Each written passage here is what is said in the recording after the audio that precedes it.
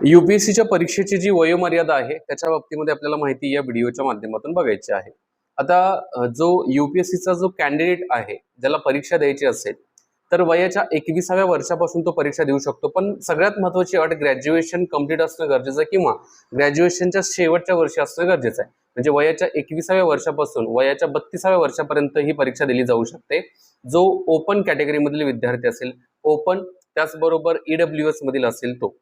आता याच्यामध्ये वयाच्यामध्ये सूट देण्यात आलेली आहे। जे ओबीसी असेल किंवा पीडब्ल्यूडी मध्ये असेल म्हणजे दिव्यांग असेल तर त्यांच्यासाठी 3 वर्षाची सूट आहे आणि त्याचबरोबर जे एससी एसटी असतील तर ज्यांच्यासाठी 5 वर्षाची सूट देण्यात आलेली आहे।